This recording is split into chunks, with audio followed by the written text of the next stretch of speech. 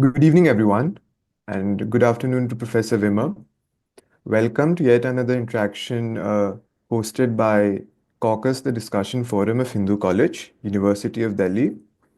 And today, the topic that we'll be discussing is nations and nationalism. The scholar that we are hosting today is Professor Andreas Wimmer, Lieber Professor of Sociology and Political Philosophy at Columbia University. He's the preeminent scholar of nation, states, and nationalism uh, in contemporary academia. I'll read out his profile briefly for everybody here. So, Professor Andreas Wimmer received a PhD in social anthropology from the University of Zurich in 1992. He joined Columbia University in 2015 as the Lieber Professor of Sociology and Political Philosophy, and previously he taught at Princeton and the University of California, Los Angeles. Among his numerous publications, and a book which certainly caught my attention, was Nation Building: Why Some Countries Come Together While Others Fall Apart. And this framing of this title was particularly interesting because in post-colonial contexts like India, balkanization was the fate which was predicted even for our own country by some of the colonial leaders like Winston Churchill. It's really interesting why different countries turned out the way they did. And after coming across the book, I really wanted to host Professor Wimmer, and I'm very grateful that he agreed to speak with us today. He's also held visiting positions at St. Antony's College of Oxford University, the Center for Advanced Studies Berlin, Harvard University, the European University Institute, Kyoto University, SciencesPo, the United States Institute of Peace, and the Center for Advanced Studies in the Social Sciences and Humanities. He has received honorary PhDs from McGill University and the University of Copenhagen, as well as Lifetime Achievement Awards from sections of the American Sociological Association and the International Studies Association. So thank you very much, Professor Wimmer, for agreeing to speak with us today. The floor is yours now. Thank you, Pushkar, for the introduction, and thanks to everybody for tuning in. So, nations and nationalism is a big topic, and it has come to the foreground of everybody's attention, I'd say, in the last 10 years again. Before that, there was a time period when a lot of people thought that we are entering a post-national age and that nationalism would disappear, that the nation state would wither away and be superseded by international ways of regulating politics. All of this hasn't happened, obviously. And the world is now full of nationalist movements, nationalist politicians, parties, and so on. It's full of conflict that are fought along national lines. And so for people like me who have studied nations and nationalism and nation state formation, all of a sudden we find ourselves in a public debate where a lot of people are participating. And so there's a lot of aspects to that topic. And what I'm going to do today, and I'm not sure whether that's what you expect, Pushkar, from me, so I hope that I'm not disappointing, and we can, in Q&A, you can steer me into different directions if you like, and we can talk about things that I'm not gonna address in my brief presentation. But I thought I'd give you a primer, kind of. So some very basic issues of definitions and clarifying the certain kinds of concepts. So I would like to offer you some basic tools of how to understand and address these kind of issues on your own, and then maybe we can, in Q&A, we can talk about things that you're more specifically interested in. Happy to talk about the nation building book that you mentioned. Happy to talk about India more specifically, although my knowledge of the Indian case is rather limited, as you will discover very quickly. but I think I can manage the basics of Indian history. Okay, so let me share my screen with you if you don't mind. So let's start with some basic definitions as I promised. And there's a lot of confusion regarding terms such as nation, and they're often used synonymously with terms such as country or nation states and so on. In everyday parlance, we use these terms interchangeably. So there's United Nations, for example, where you have this, where you have this conflation of terminology. And this is the consequence, this kind of confusion and the use, interchangeable use of terms such as country or nation. It's a consequence of the global spread and of the universal acceptance of the nation-state model, which has happened over the last 200 years. And according to that model, the nation-state model, a state is ruled in the name of the nation, so the majority of the population, and it's not ruled, as used to be the case before, the area of the nation state in the name of a dynasty, such as in absolutist kingdoms, the Mughal Empire, the Sultanate of Delhi, and it's also not ruled in the name of God, such as in theocracies. And most states today are ruled after or in accordance with the nation-state model. But there's some states that are left over that are not nation states, such as there's a handful of absolutist kingdoms, Saudi Arabia, Oman, Brunei, that are basically not nation state, but dynastic regimes. The Sultan of Oman rules because he comes from the lineage of sultans that have ruled Oman since the 18th century. There's contemporary examples of theocracies as well. They're ruled in the name of God. Of course, Iran is the most prominent example. Nearby, the Vatican is another example of that. And so you can see here in this little graph how the nation state has spread over the last 200 years, the nation state model. So this is a graph that divides the surface of the earth according to different types of states that rule over these different areas. And you can see at the very top the proportion of the surface of the world that is ruled in the name of a nation. So as according to the principle of modern nation-stateness, you have the white area in between. These are dynastic states, theocracies, tribal confederacies, such as the Tukulur Confederacy in Western Africa in the 19th century. And then you have at the bottom the areas governed as empire or as colonial dependencies, such as India, until it became an independent state. As you can see, the massive spread of the nation-state form over the last 200 years. There's only a handful of non-nation states left: Saudi Arabia, Oman, Kuwait, and so on. I mentioned a couple of them.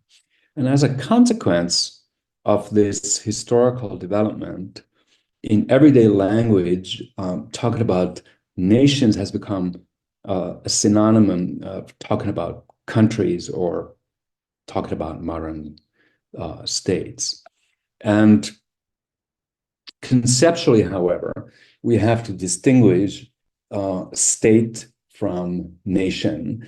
Otherwise, we enter, a state of confusion, and so we have to be very careful if we want to talk analytically. So beyond kind of common sense ways of talking about the world, if you want to talk analytically about nations, nationalism. And so very simply, a nation is a large-scale group. So nations are usually large communities who believe that they are related to each other, that its members are related to each other through shared ancestry, through a shared history, and a shared culture. So these are three defining criteria of the particular type of imagined community, as Benedict Anderson famously put it. And secondly, nation is a group that not only is held together by these shared beliefs, but also by the idea that an independent sovereign state should be dedicated or should be ruled by members of these nations. So nationalism is, as a political ideology, is part of the definition of which groups are nations and which are not. So what's a country or a state? Well, it's a hierarchical political organization that exercises sovereign control over a territory. So as you can see, it's a quite distinct kind of phenomena, and nations and states therefore have to be conceptually distinguished, even though in the modern period there is a close symbiotic association and relationship between the two that is established by precisely the ideology of nationalism, the idea that states should be ruled in the name of a national community, not a dynasty, not in the name of God, not in the name of empire, of spreading supposedly superior civilization across the world as empires pretended to do. So nations are therefore a subset of the larger category of ethnic groups. You could say that nations are ethnic groups that have embraced the political project, the political ideology of self-rule through a sovereign state. So to put it in a very shorthand formula, you could say that nations are nationalist ethnic groups, but otherwise they are a subset of the much larger universe of ethnic communities. So nations and ethnic groups are therefore, if you want to go even one step further up in the taxonomic tree, they're a form of social categorization, a form of self-identification and identification by others. So similar to gender, similar to caste, similar to estates, and so on and so on. While modern states are a subgroup, subcategory of political organization, similar to tribes, empires, and so on and so on. So this hopefully should clarify, what do we mean when we talk about nations? What do we mean when we talk about nationalism? What do we mean when we talk about states, especially modern states? Obviously, not all nations are the same across the world. There's a massive amount of variation and differentiation. India is very different from Albania. The United States is very different from Bolivia. China is very different from Thailand, and so on and so on. So if we want to kind of organize this multiplicity a little bit, then we can introduce some common axes of distinct or variation. And so the first is that some nations or the ethnic groups that underlie them may focus on different markers that distinguish them from other nations or ethnic groups. So some nations emphasize language as a distinctive criterion that separates them apart from other nations. Or if you want to use technical language, these are diacritica that mark the boundary between one nation and the other. So language is very common in Eastern Europe as a marker of national difference. The Hungarian nation is defined by the Hungarian language, the Romanian nation by the Romanian language. Religion is another very common marker. So you have the Irish people are differentiated by their Catholic faith from the United Kingdom, which is largely Protestant or Anglican, as a non-Catholic religion. And then there is more complicated cases where memories of shared statehood is basically what differentiates a particular group from others. So China's succession of dynasty that basically defines who belongs to the Chinese nation, everything that is beyond the traditional realms of the Chinese empire is considered to be not Chinese.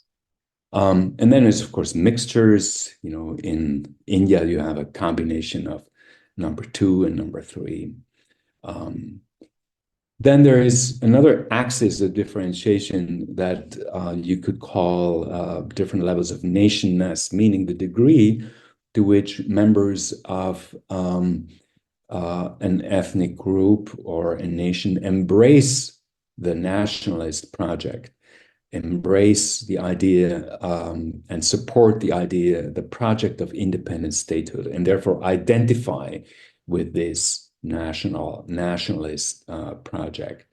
There's cases where this is only elites, a very small segment of the population actually understand themselves as being part of this project. Let's say Kazakhstan immediately after independence in 1990, there was only very few intellectuals, politicians who embraced the idea of independent statehood. And you can compare that with much older countries where everybody, every citizen is kind of a part of these or has internalized beliefs in the legitimacy of this nationalist project. A third axis of differentiation is what I call nestedness, the degree to which other superordinate or subordinate forms of ethnic identification exist. Let me give you some extreme examples to illustrate what this could possibly mean. So in an example of where you have very low levels of internal differentiation is the Irish nation, where basically every Irish is an unmediated member of the Irish nation, and there's no further internal differentiations. As an opposite example, let me give you an example from India, where you have Rajputs as a caste, which is nested into the Rajasthani ethno-linguistic group, which is in turn part of a higher level form of categorical differentiation. It's part of the Hindu ethno-religious group, which in turn is part of the Indian nation. So here you have a very complicated, nested form of categorization. And the consequence of this, of high levels of nestedness compared to a very low level of nestedness are obvious. So you have, in a situation like in India, you have many competing claims to belonging, claims to membership, and so on, that are creating a multiplicity of possible alliances and allegiances, which is not the case if you have a less nested, less complex situation, such as in Ireland. And relatedly, you have different degrees of internal differentiation. So some nations are explicitly imagined as multi-ethnic, as being composed of different constituent ethnic groups that are all equally members of the nation, while other nations are imagined as mono-ethnic. There's only one basically ethnic group that forms the nation. And multi-ethnic states are, of course, India, where you have the multiplicity of languages, and so on and so on. Switzerland, where you have this, where I'm from originally, where you have these 4 constituent languages, Fiji, the USA, China, and so on and so on. China has officially 52 ethnic groups that are all part of thought of as all being part of the Chinese nation. Then you have mono-ethnic forms of imagining the nation: Poland, Ireland, Albania, Greece, the United Arab Emirates, where basically the nation is composed of Arabs and Sunni Arabs, actually, and there's no other kind of ethnic group that would be considered to be equally part of the Emirati nation. Then you have different ways of defining the boundaries of who exactly belongs. It's overlapping with some of these other differentiations that I'm making. So they're not entirely mutually exclusive. So you have definition of boundary versus ethnic ancestry, and you have as opposed to a definition of the boundaries that is based on political membership, on citizenship, which is often called civic nationalism. So ethnic forms of defining membership is Albania. So you are only a member of the Albanian nation if your ancestors were Albanian, if your ancestors' ancestors were Albanian, and so on. And minorities such as a Greek-speaking minorities in the south of Albania are not considered equally, are not considered full members of the nation. Then you have civic versions where citizenship is the defining criterion, where therefore newcomers are more easily thought of or are thought of as also having the possibility of becoming full members of the nation. That is still the case in France. It used to be the dominant mode of defining membership in the nation in the US, in India, before Modi, before Trump, and so on and so on. So there is change over time in how one can characterize the characteristics of a specific national discourse or national ways of imagining community.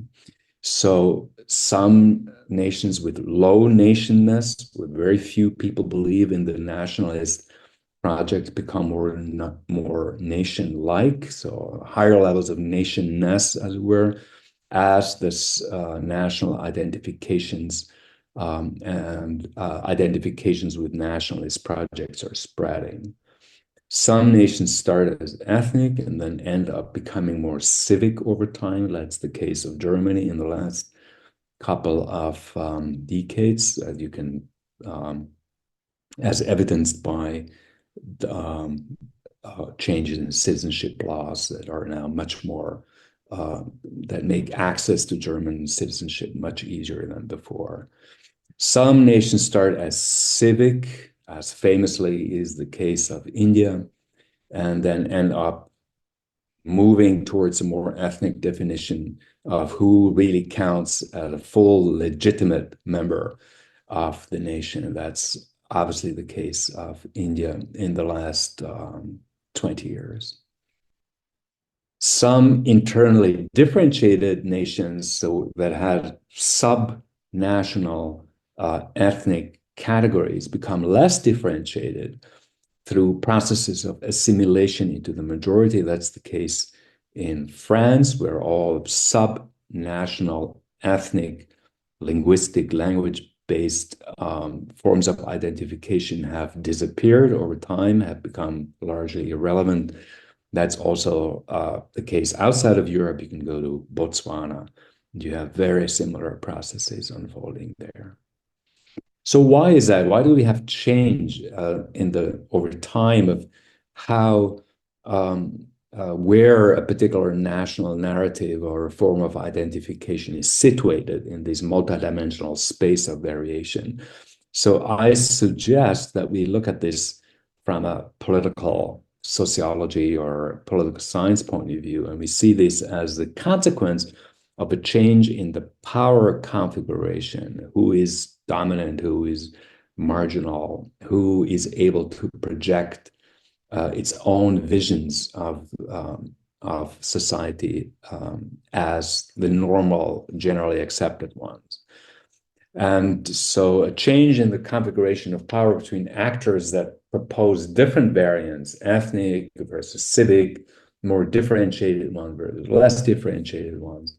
Then change also what's the generally accepted, the hegemonic, if you want to use this kind of term, narratives will look like. Within most nations, you therefore have a heterogeneity of different kind of versions of the national narrative that compete with each other. There is a constant struggle between different variants or interpretations of the national creed, different readings of national history, different visions of the future, different stories, legitimizing stories that define who is in and who is out, who is a legitimate full member of the nation, who is able to speak in the name of the nation, and who is less entitled to full representation, and so on. So one could say a lot more about this power dynamics and how to understand it and how to analyze it actually. But maybe that's enough for the moment. Happy to talk more about this if you'd like.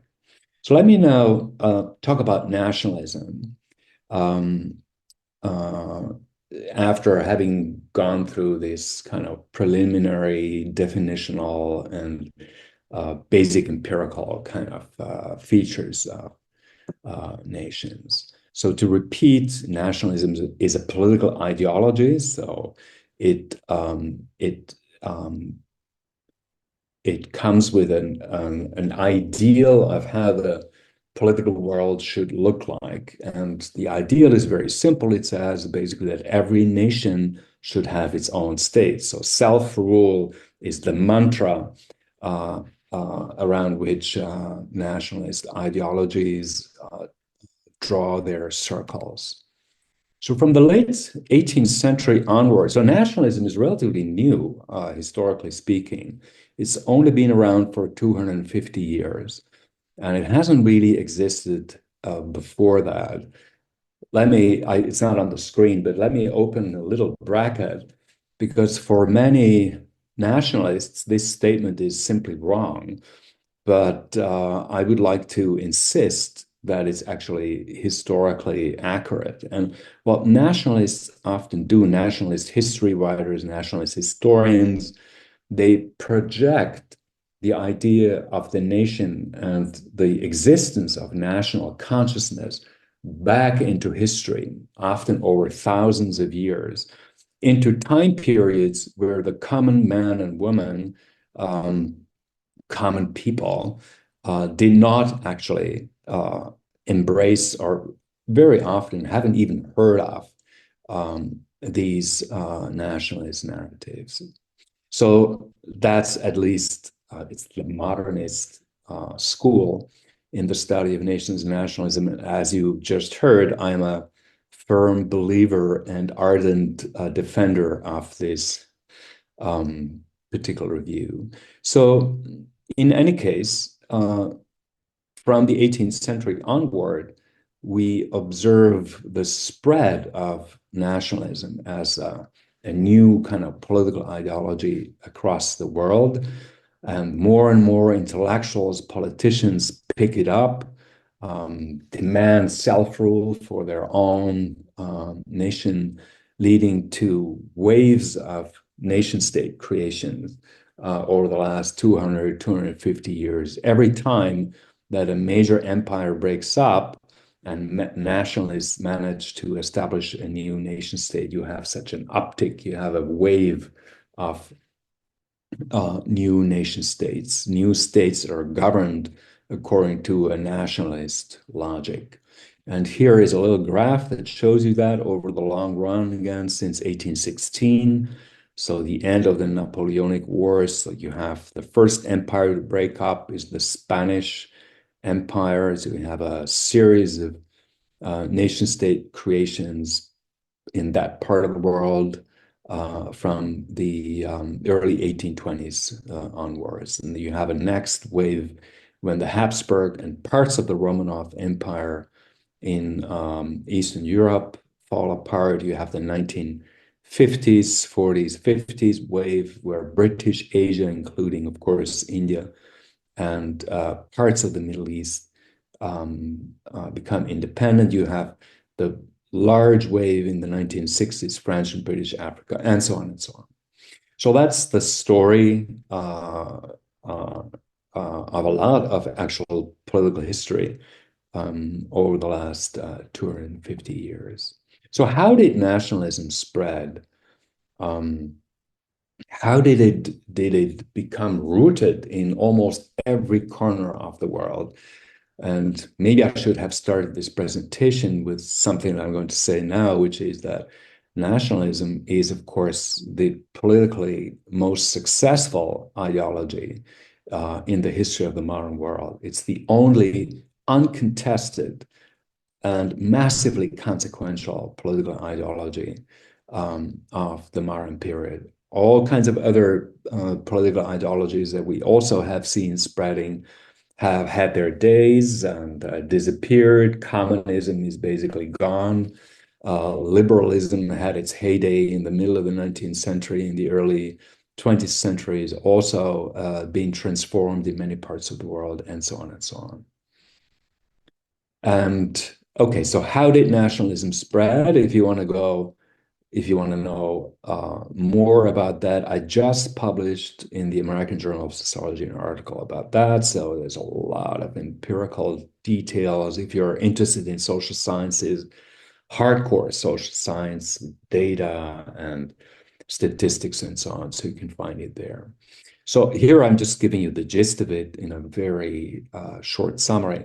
So we show in this article that nationalism spread through multiple overlapping networks. We only look at Europe here from the late 18th century to the early 20th century.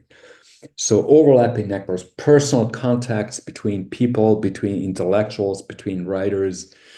It spread through interconnected networks of universities where people, adopted this kind of new way of looking at the world. And it spread through newspapers that had already adopted nationalist frameworks. So it spreads like a wildfire through these multiple networks, like in a rhizoid, if you like that term, fashion. And it's precisely the fact that you have multiple overlapping networks that make it actually go relatively fast and reach almost every corner of the continent by the early 20th century. It also spreads, especially to places that were ruled by foreign dynasties, so where the local people were ruled by dynasties that came from elsewhere, spoke different languages, had different religion. That's where nationalism resonated more. It was picked up earlier. For example, in places that were ruled by the Ottoman Empire in southeastern Europe, and of course, the Ottoman Empire was dominated by, let's make it very simple, by Turkish speaking elites that were Muslim, and where you had Christian, non-Turkish speaking, Serbian, Greek, Bulgarian, and so on speaking people. The ideal of self-governance, national self-governance, was more appealing and fell on more fertile ground and therefore diffused more quickly. Another question that is important in this context is, why did nationalism spread? Why not something else? Why did theocracy not spread? Why are we not governed by mullahs and Brahmins and priests and Christian priests? Why has theocracy actually, with very few exceptions, is no longer really a viable model of organizing a state? So this is a complicated question, and my answer that you can find in a book that is called Waves of War. My answer is that the nation-state model offered both rulers, so state elites, and the ruled, the common people, a better deal, as it were, a better exchange relationship than other forms of statehood. So for rulers, the nation state model gives them access to soldiers, to more soldiers, through the idea introduced by Napoleon of universal conscription, the idea that every member, male, able-bodied member of the nation is called upon to serve in the army and to defend the interests of the common interests of the nation against its enemies. The nation state, so that's part and parcel of the nation state model, the idea of universal conscription, the institution, not just the idea, the actual institution of universal conscription. And rulers of nation state also have access to much more taxes. There's less resistance by common people to taxation, because the state now acts in the name of the nation, not a dynasty, not the personal interests of a ruling clan. And as soon as it does that, it is seen as more legitimate by the rulers and the ruled that taxes are being raised, that everybody has to contribute to the shared interests of the nation. For the ruled, the common people, the nation-state model also offers a good exchange, a positive exchange relationship, better than previous models of statehood, dynastic states, empires, city-states, and so on. They get public goods for the first time in return for their taxes. They get health care, they get roads, they get these kinds of things. And they get protection from arbitrary state violence. It's no longer in nation states, it's no longer legitimate for rulers to send the army and massacre a bunch of villages that were insurrectionaries. This is not really appropriate once every one of these villagers is a member of the nation, is therefore part of the community in the name of which rulers are now supposed to govern. So this new model of statehood is therefore militarily and economically superior, more powerful than all other models of organizing statehood. Universal conscription makes the armies of such states much more powerful than mercenary armies that existed before, than elite armies with their peasant levies and so on that existed before. And economically, these states become more powerful because of taxation. They have an enormous resource base that they can use. So this is shown on battlefields. I did research on this with, I think it's in this book that I mentioned, Waves of War. If you look at wars between states that are organized according to different principles, you can see that nation states almost always win against empires, against dynasties, and against theocracies. In any case, the first nation states, the United Kingdom, the USA, and France, come to dominate the entire world, thanks militarily, economically, politically, sometimes in the form of empire, sometimes as in the case in the US, through through more informal forms of domination and hegemony. So ambitious political leaders around the world pick up the nation-state model. They become nationalists. They aspire to one day lead a similarly powerful, economically, militarily, and symbolically powerful nation-states themselves. So that's my explanation for why nationalism and the nation-state model became so attractive, why it was adopted by so many political movements all around the world. We started, when did we start? At 1:30? I think it was around 1:37 your time. Oh, that's right. Okay. So let me, I wanted to open another bracket, another tangential thought, but maybe I'll not do that here. Let me conclude by saying something about nationalism and war and how nationalism relates to the dynamics of war and peace in the modern world.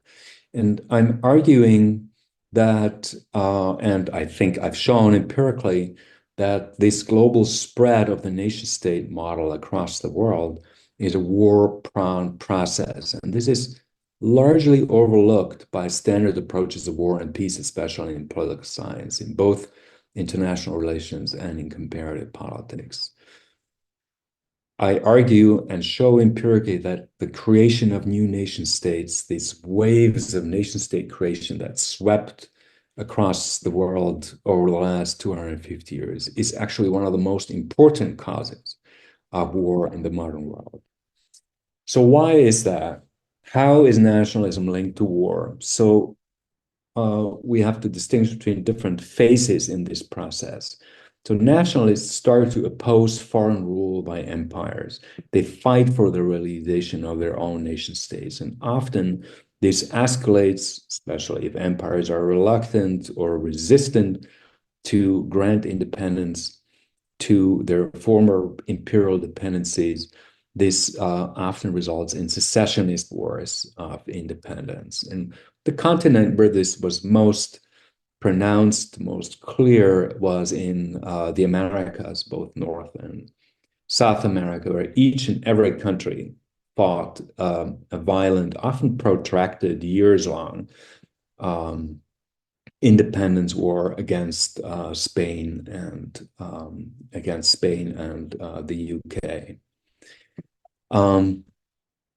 There's also another source of war in that early period, which is that competing nationalist projects often struggle over shared or mixed territories with each other before, in the warm-up period to independence, or during the independence struggle itself, and the massive population exchange and violent history of the creation of the nation states of India and Pakistan are a good example.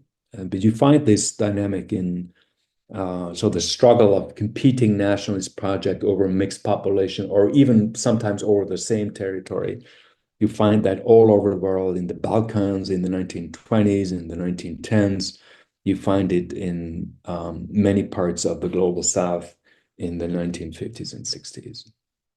Second, once the transition from empire to nation state is accomplished, you find that in many of these newly founded nation states, the newly independent state is captured by one specific ethnic group in cases where you have multiple ethnic communities within these new territories. Think of the Sunni Arabs in Iraq and all others, the Shia in Iraq, the Kurds in the north, are excluded from power, are basically marginalized politically. And often they're also excluded from the nationalist discourse. So the early rulers in Iraq defined the nation in very narrow terms, basically as everybody who is Sunni and who is Arab, and therefore drew very narrow symbolic boundaries.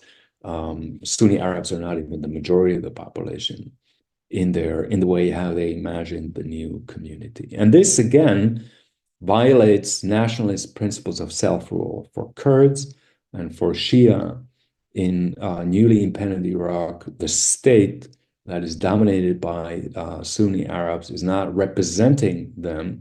It's not the principle of self-rule to be ruled by ethnically similar rulers is violated, and therefore this kind of situation, this power configuration can easily be scandalized, presented as unacceptable, as morally unacceptable by nationalists. And ethnic civil wars are often the consequence, sometimes secessionist civil wars are the consequence of this. after nation states are created, this should be number 3, sorry, you often have overlapping ethnic demographies, that a group is a minority, an ethnic group is a minority in one state and is the dominant majority in the neighboring state.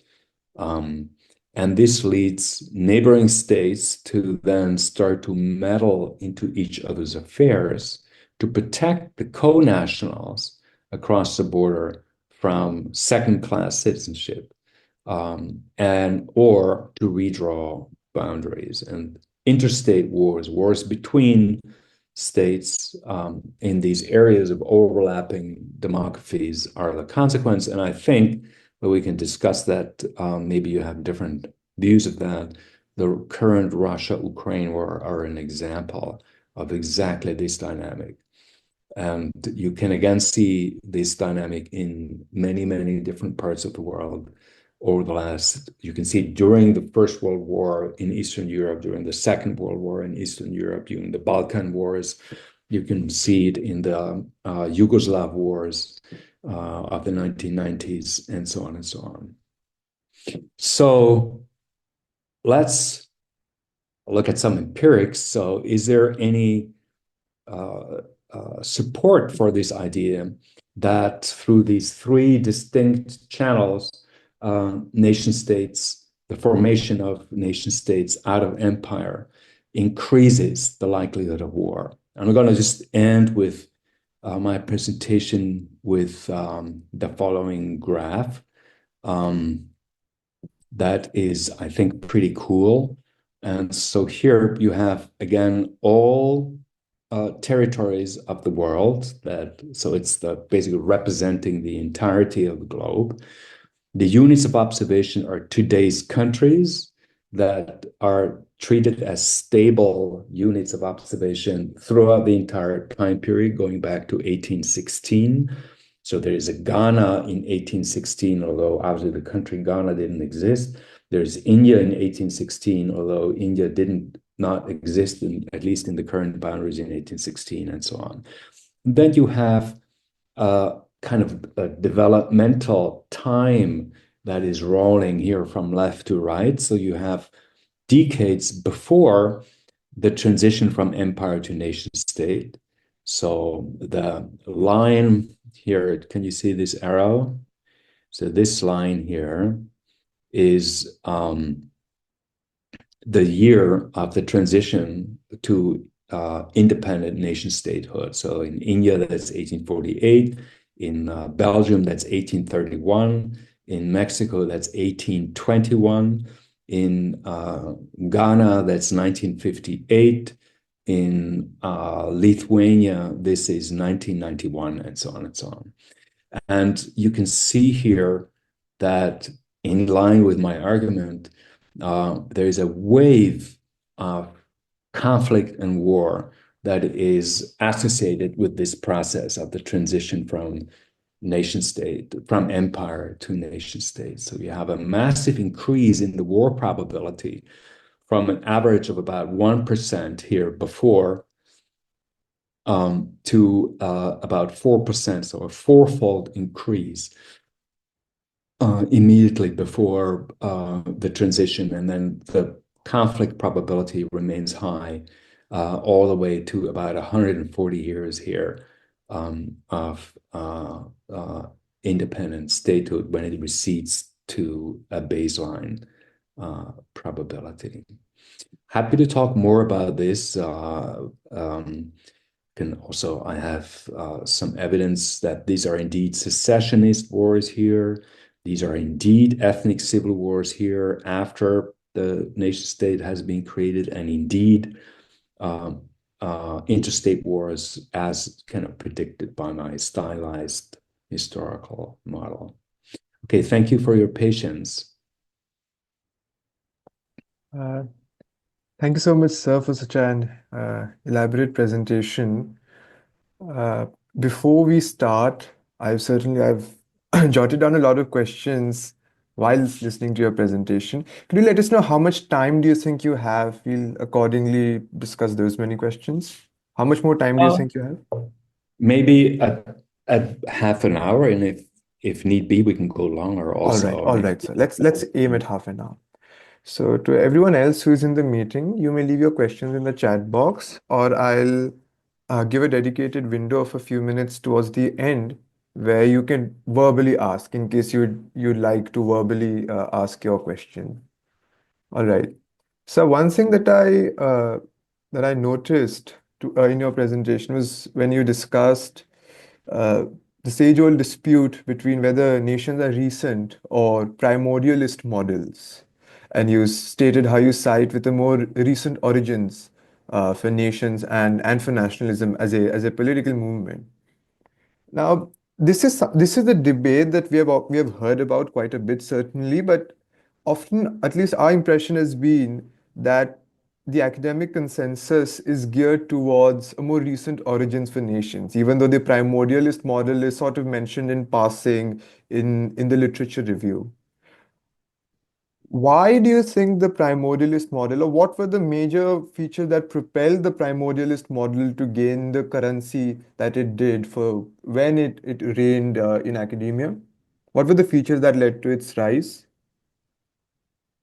well, I'm not sure that whether primordialism ever was the dominant paradigm. I'm in my reading of the history of thought, that was actually never the case. Hmm. And so, as so often, primordialism served as a kind of a straw man that everybody liked to beat constantly.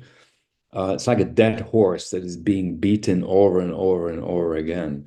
So, but it never really was a very strong position. There is a group of, there's very few actually serious academics that maintain this primordialist. Avir Gat is an Israeli scholar who has this idea. There's other, interestingly, very often Israeli scholars who look at the Jewish case, and the Jewish case is indeed one where you could argue for a very long, persistent, and a long longevity of national consciousness.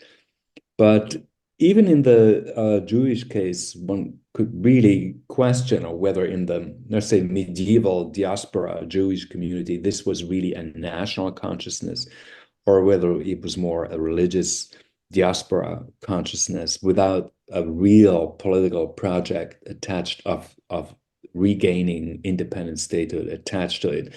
So in my view, even the Jewish case, which is the paradigmatic case for primordialists, uh, everything changed in the late 19th century when Zionism came on the and basically politicized Jewish religious diaspora consciousness and made it into a modern national consciousness.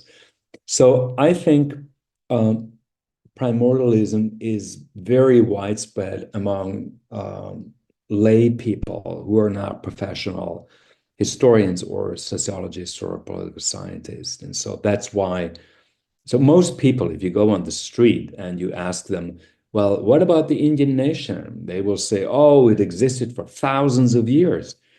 And they will say, well, with the uh, beginning of civilization in the Indus Valley 3,000 years before the Common Time, the Indian nation somehow came into being and then was occupied by Muslim rulers, and now finally became and then by the British, and then finally became its own independent nation again. So that's a kind of a lay person's slightly caricaturized version of Indian history. So I think a lot of the scholarly debates is directed against this kind of everyday version of primordialism.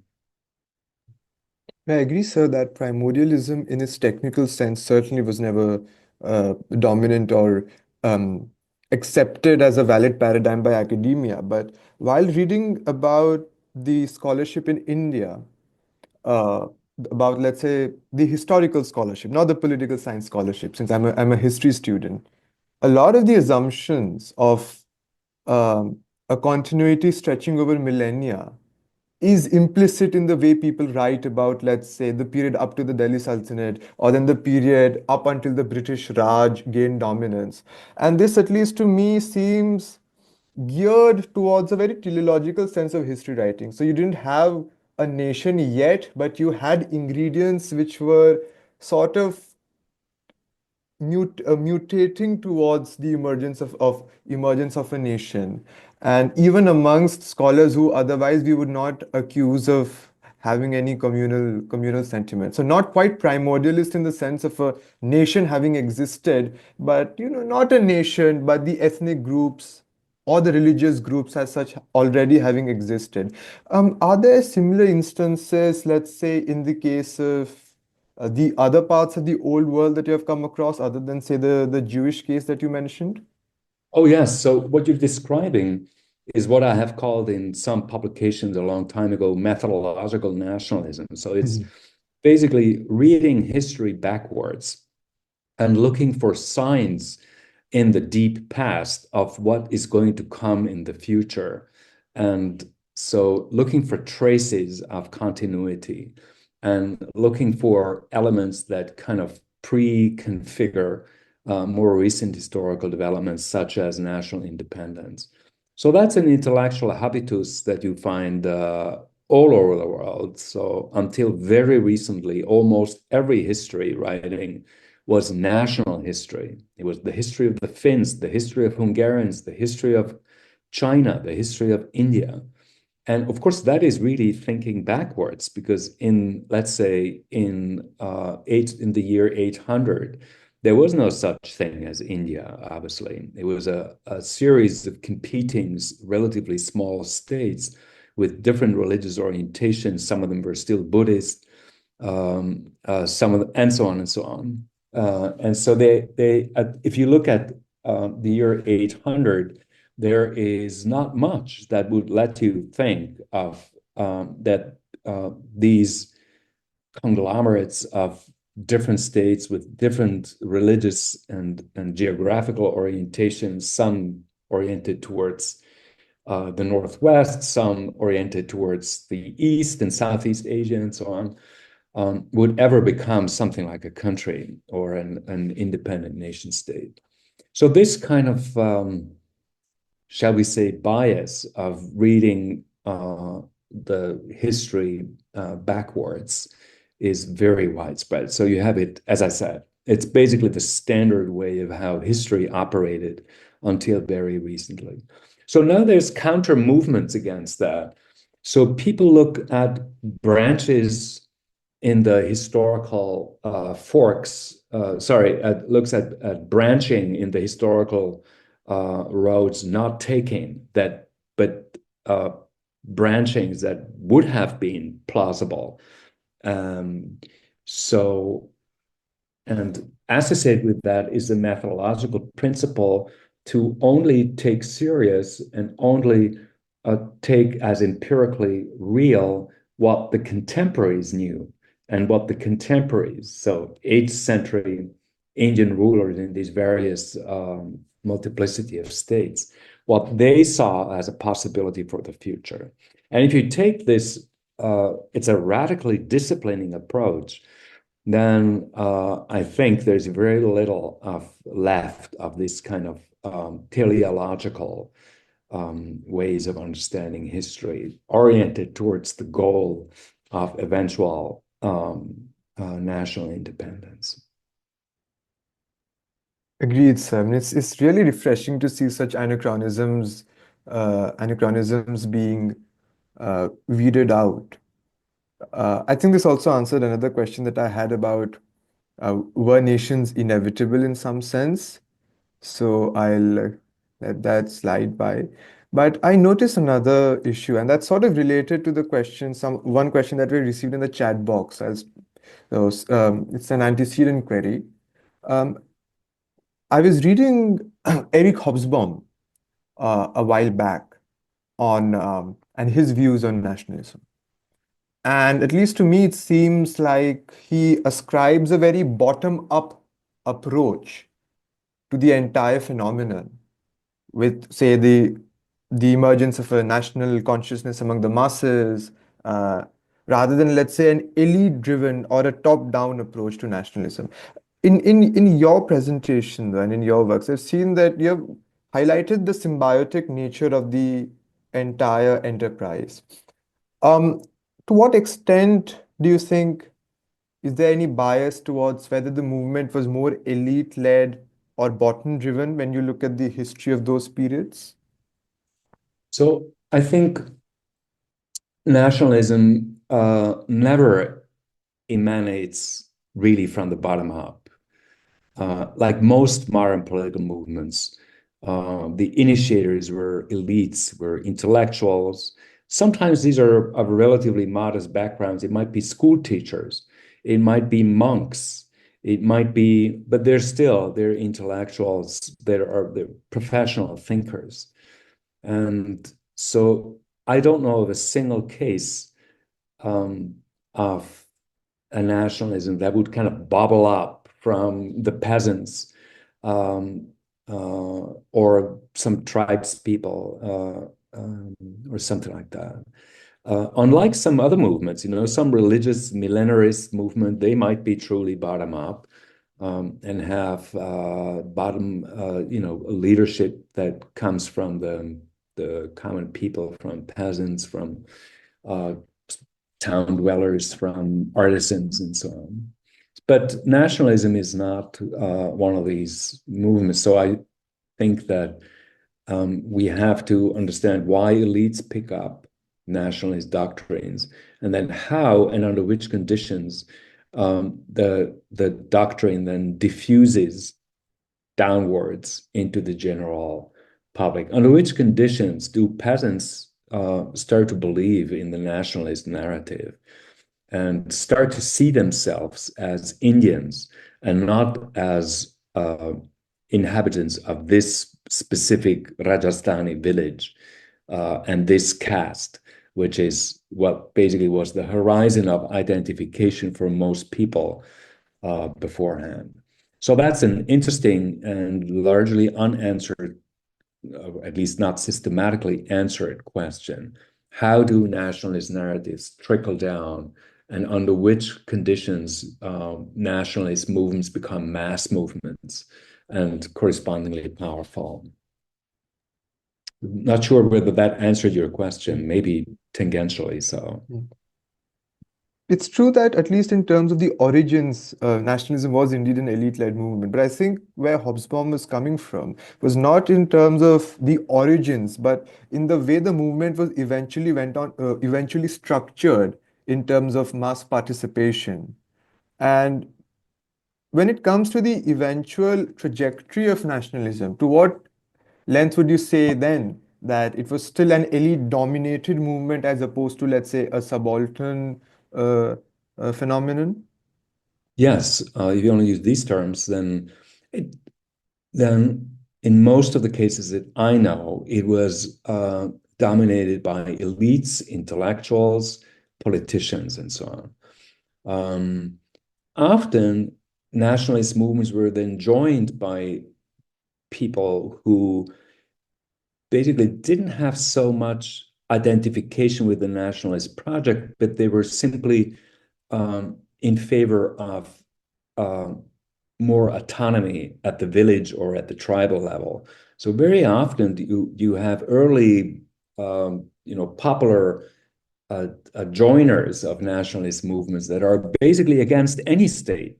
And they see the nationalist movement, such as tribal people, or I could talk about the Greek case if you wanted, where I know the details of that, or trading communities and so on that were against taxation. They were against the encroachments of armies into their territories again, and so they joined nationalist movement to safeguard their autonomy, and it took a while until at least some of them truly started to understand and believe what nationalism meant.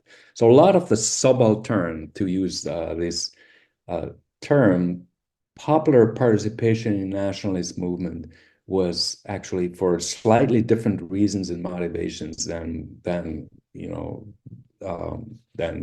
nationalist ideology. Right, sir. So this question, as I said, was framed as an antecedent to a question by Animesh from the chat box that I'll be taking up. So Animesh asks, would you consider the Indian Republic to be an instance of civic nationalism? And to what extent does Anthony D. Smith's theory of ethnosymbolism fit into this?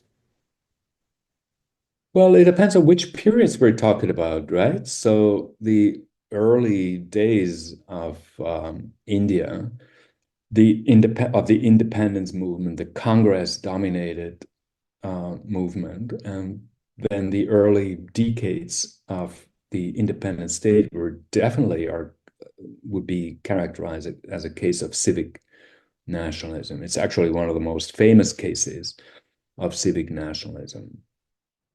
And if you look at the composition of the early elite in the first decades, you also have a surprisingly heterogeneous, both in religious terms, but also in terms of language, governing, ruling elite in India in the early decades. So it's a classic case. And of course, this is changing now under BJP rule in the last 2 decades. And there is explicit redefinitions, also in the legal domain with the recently passed citizenship law and so on, of who belongs, who doesn't belong, where are the boundaries of the nation. There is now the multi-religious model is slowly being replaced by the model of a nation that has a clear core, and the core is the Hindu majority. So that's, I think, you know all about that compared to what I know from an international comparative point of view. I think this is a relatively clear-cut case. So to what extent does Anthony Smith's theory of ethnosymbolism fit into this? I'm not sure whether Anthony Smith has written about India. I don't remember. He has written about everything under the sun, so he must have written something about India somewhere as well. I just don't really remember it.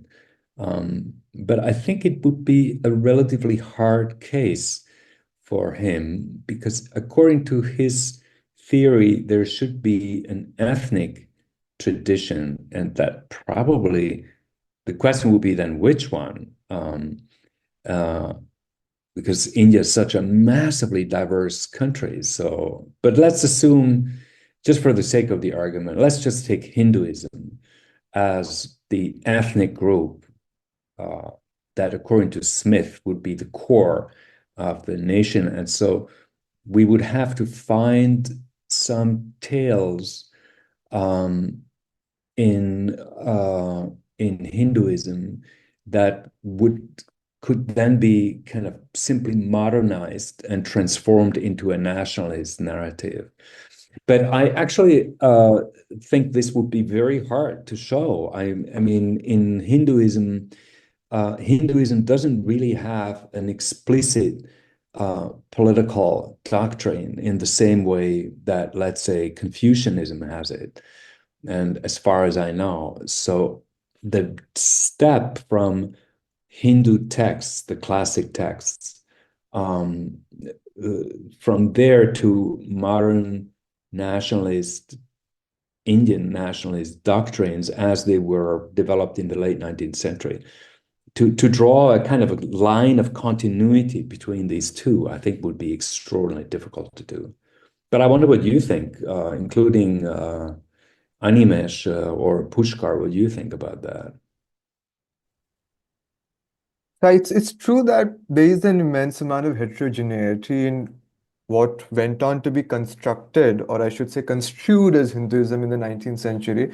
There was an overt religious symbolism, let's say in motifs such as Bharat Mata, which never really existed ever before, Yeah. but gradually emerged on a European model. So the Indian intelligentsia was greatly influenced by European motifs as well as their traditional uh, uh, let's say, Indian motifs. Animesh has something to say as well. Let me unmute. Ha, Animesh, you can go ahead.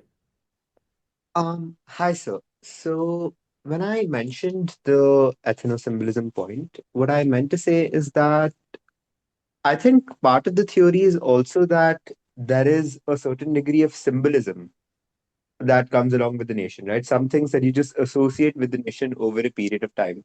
So, for example, if you take India, we've got the Ashok Chakra as a national symbol of ours, and that goes back to the Yeah. Mauryan phase, right? And likewise, you look at a lot of the narrative that is built around the idea of a nation state in India, trying to find parallels of what our nation is today in the British phase and in the Mughal phase, and before that in the Mauryan phase. So, to that extent, I would certainly say that that does seem to be a little bit in line with Antony Smith's theory. That's what I was trying to ask you about. Because I would say India certainly cannot be classified as an ethnically unified state, considering we have no dominant ethnicity, and even that is held in dispute by a lot of scholars. But how would you say symbolism features into Oh, a yeah. case like India? Yeah. Thank you. I now understand your point much better, and I completely agree with you. And every nationalism draws on some symbols that already exist, and nothing is invented from scratch. Very rarely are things invented from scratch. Sometimes they are. But in the case of India, with such a long history and such a massive repertoire of narratives, myths, symbol, and so on, it's certainly easy to for nation builders and nationalists to draw selectively on these past and find symbols that are people are familiar with already and give them new nationalist meaning. So that's certainly in line with ethnosymbolism, but I'm just wondering whether that's a theory at all. What does it explain? So every nationalism finds in the rich existing histories and symbols and something to draw upon and to declare to be national. Um, that's simply the consequence of the nationalist ideology itself, which portrays the nation as a eternal, already existing kind of social group. But what does it explain? So I never understood what it actually explains. If one makes this into a true theory and one says the richer the symbolic repertoire of an ethnic group, the more likely it's going to develop nationalism, right? So that will be a true explanatory kind of move. Then it's most likely simply wrong.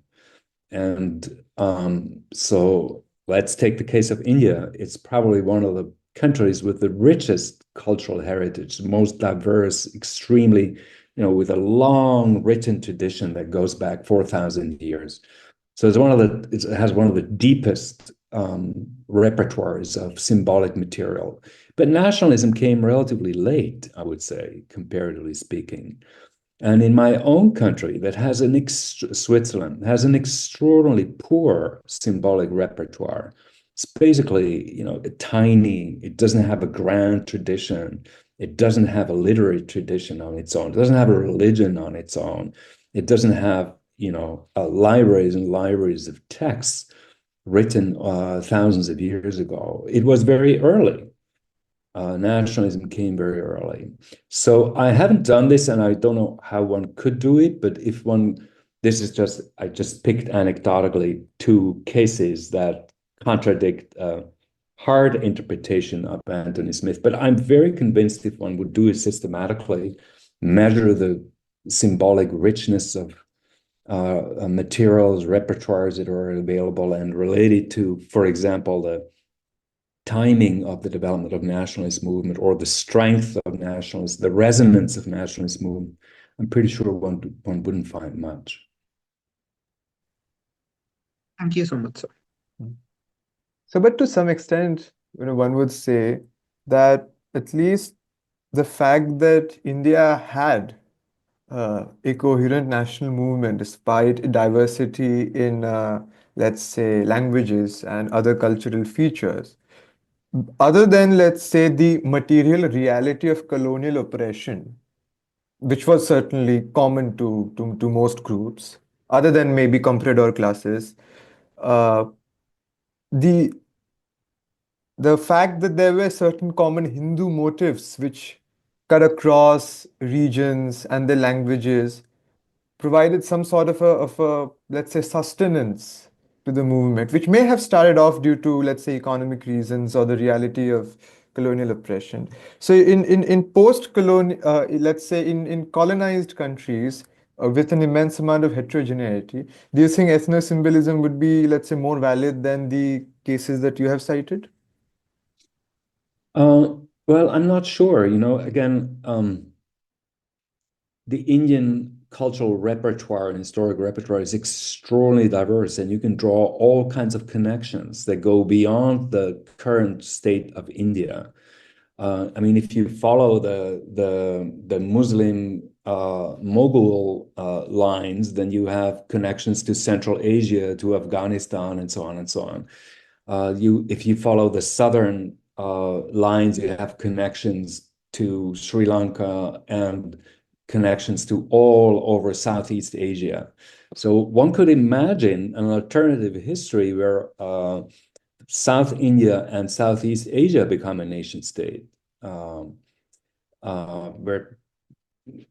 Thailand and so on and so on becomes part. What is called usually the Indian civilizational world could become a state of its own, but that didn't happen. Although the Ramayana is the legitimizing myth of or story of the current ruling dynasty in Thailand.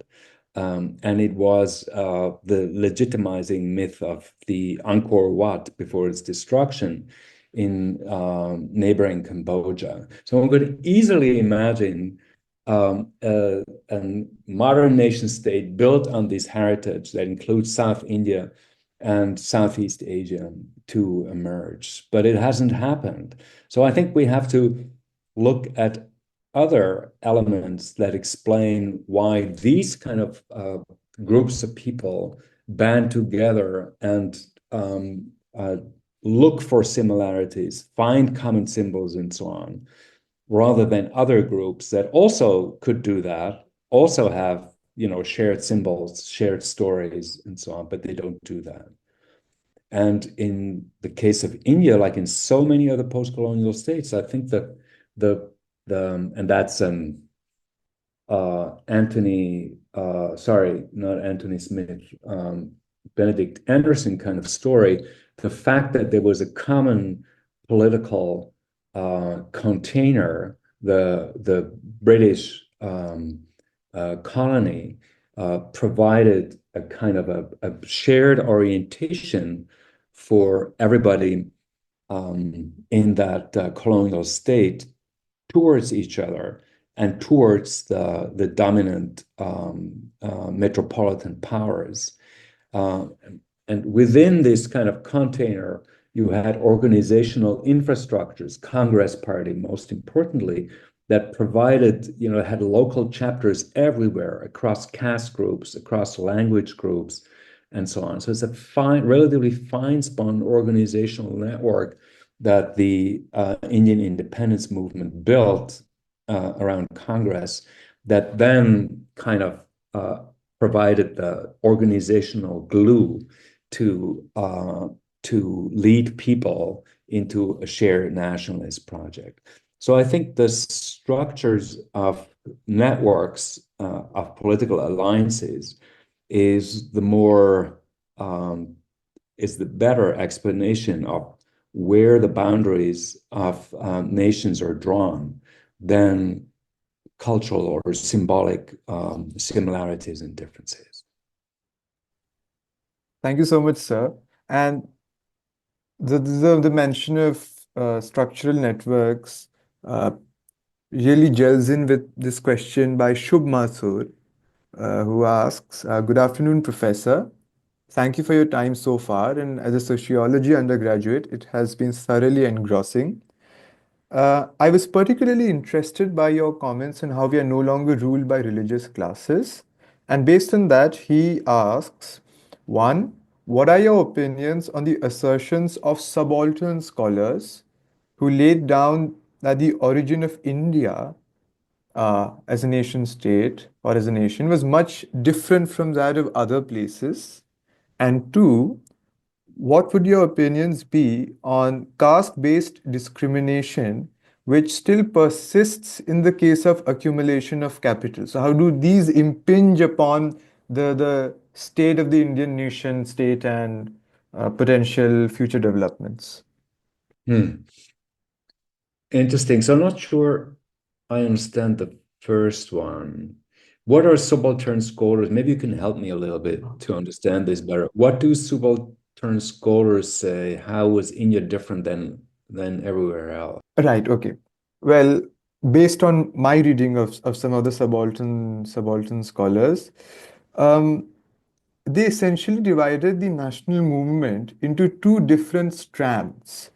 So there was an elite-driven movement, and you had the movement of different subaltern groups who were not incorporated into the mainstream discourse or milieu in which you had, say, the nationalist leaders who were negotiating with the British or were trying to navigate these networks that you mentioned, both the formal and the informal networks. So, for instance, you had peasant groups or you had tribal groups um, who at least in the views of the subaltern scholars, provided a rather different, let's say, challenge of integration than, let's say, some of the other countries in Europe, for instance, in which the conception of a nation was emerging. So they essentially said there was not one national movement, but there was a multiplicity of movements that were going on, and they critiqued the dominant understanding of, let's say, the national movement as one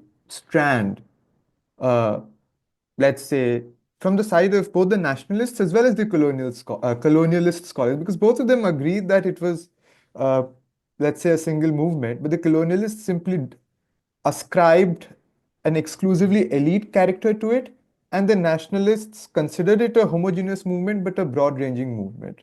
So, as a comparativist who looks for shared patterns across cases, I never like exceptionalist stories. So, and of course, it's kind of part of the methodological nationalism that I mentioned before, that in every country you have scholars from that country that say our country is completely different from any other country. You have American exceptionalism, you have Japanese exceptionalism, you have Indian exceptionalism, you have Swiss exceptionalism, you have Russian exceptionalism, and so on.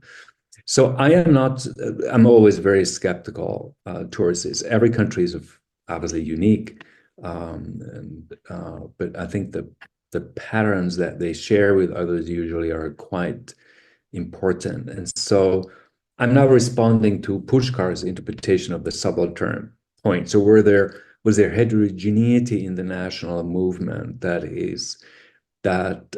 in fact you didn't have one homogeneous hegemonic national movement with very different strands. So that is certainly true for many, especially larger countries. So in China, you had massive amounts of divergent interpretations of the nationalist creed, not only in the Kuomintang and the communist movements, even within the communist movement, you had massive heterogeneity of projects, of strategies, of which groups were represented in which kind of division. So you have you would call them comprador bourgeoisies in the Kuomintang in the big cities, all the way to ethnic minorities in the north and the northwest who, for a variety of reasons, joined different kinds of or different branches of the nationalist, anti-Japanese, anti-imperial movements. So I think heterogeneity of projects, of understandings, of social bases of nationalist movement is is certainly quite widespread. My understanding of the Indian movement, but please tell me if I'm wrong, is that the eventually dominant hegemonic Congress part of the movement was indeed the Big Tent movement, and that it had, compared to other nationalist movements, a very deep reservoir of local organizations that it built up, that it allied with, and so on. So it was, in that sense, quite remarkable in how it was able to spread its organizational networks deep into different parts of this giant country. Now, your interpretation or your reframing of the subaltern question, Shub, was slightly different. So you said something along the lines, the connection wasn't very good, I'm not sure I understood you correctly, but is the Indian interpretation of the nation-state model different from the Western model? So that's a question that my colleague at Columbia, Partha Chatterjee, was asking a long time ago, and he gave some very interesting answers to that. And I kind of, again, agree that, of course, every adaptation, reworking of a model that is spreading around the world is different from every other, and you have different, you have creative reimaginations of the original, as it were, model. And so in the Indian case, of course, also you had the ingenuity of that the early leaders came up with of building alliances across so many different communities and coming up with a political formula that would allow these various centrifugal tendencies to not become dominant. And so I think, so for example, and this leads to your second question, the reservation system and so on, that was invented early on, the secularism of the early decades. So these are kind of elements of how the nation-state model was interpreted in India that are unique, you could say, and that are kind of specific to the challenges also that the early nation builder faced. I think actually,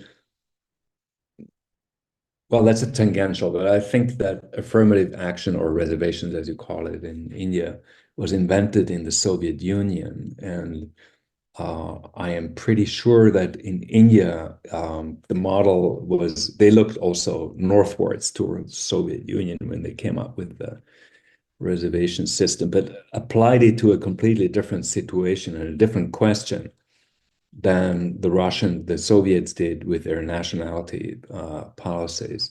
But in any case, so typical example of a combination of models, you know, the reservations model from the Soviet Union with the nation-state model, heavily inspired by Northwestern European ideas. And what is created is something unique and something specific. Your second question, what would your opinions be on the caste-based discrimination which still persists? So in India, what I found so interesting, but I would like to hear your opinion because, as I said, my knowledge is rather limited. I found it interesting how the BJP was able to break out of its caste corner, originally more kind of a high caste, supported by high caste people in the north, in UP and so on. And then it kind of branched out, and now it seems to be, at least in many parts of India, it seems to be a broad cross-caste coalition. Accordingly, BJP now, at least in official statements, says that it's in favor of maintaining the reservation system, even broadening it. In some states, it promises to deepen it and to broaden it. So I found it fascinating how, let's say, the Hindu nationalist narrative and the politics of alliance building within that family of parties has basically led to trans-caste political coalitions that mirror, in a way, the trans-caste political coalition that you find in Congress. And so I just don't understand the differences between these two parties in terms of their compositions, but it looks like BJP is basically has a very similar internal structure now in terms of the caste composition, like Congress had. What does this mean for the everyday lives of people who are low in the caste hierarchy and inherit all the disadvantage that come with that? I mean, I don't know. That's a question I would like you to answer, maybe. It seems, from my superficial observations in the 6 weeks that I spent recently in India, that it might not actually mean that much for the people at the very bottom, and that the peculiarities of the patronage democracy of India, which is, co-opt leaders of potentially insurrectional groups and give them through the reservations some government jobs, and so basically buy off an elite stratum of these various groups, doesn't really trickle down that much to the people at the very bottom, who are construction workers, who are sweeping the streets, who are doing all these or who are continue to be agricultural labor or somewhere in the deep countryside. So that's to put it very shortly. So I think that the political integration through these co-optation networks across caste divisions has been managed, or has been achieved, as it were, remarkably, both in the Congress and in the BJP coalitions. But I don't think that there has been, maybe except in the South and Bengal, there has been a real transformation of what that could possibly mean for the daily lives of those at the bottom of the hierarchy. One thing that struck me in this exchange was the fact that at least one factor, as far as I see it, in the reason why the BJP has acquired this hegemony, so to say. I mean, in fact, one could also argue that the Congress never really acquired a hegemony. I think it was Sudipto Kaviraj who once argued that the sort of nationalist vision that the Congress had was a very elite project in and of itself. So it only appealed to an Anglophone elite who had bought into West, as as proponents of decolonization would say, Western ideals of democracy, equality, and all this motley of values that we associate with it. So it was not really hegemonic in the sense that the entire population was persuaded into accepting these notions, but rather what the BJP now represents is a hegemony due to social media, for instance, or the fact that it's much easier to reach out to people. So before social media, you'd perhaps have a local strongman who would be responsible for communicating what the party leaders had to say when the radio was limited or whether there was no television. But now it's a second republic with a new hegemony, so to say. But I think this really brings to my mind a deeper question, because as you pointed out in your presentation, we live in the world of nation states. So it's not just the fact, it's not just a world of nations. To what extent do you think the capacity, the state capacity, its strength or its weaknesses, has been important globally in driving home the importance of nationalist sentiments for everybody rather than just a few elites as such? Oh, absolutely. So that's one of the main strands of my work, also to show that nationalism spreads and becomes widely adopted also by, in India, maybe you would say subaltern populations.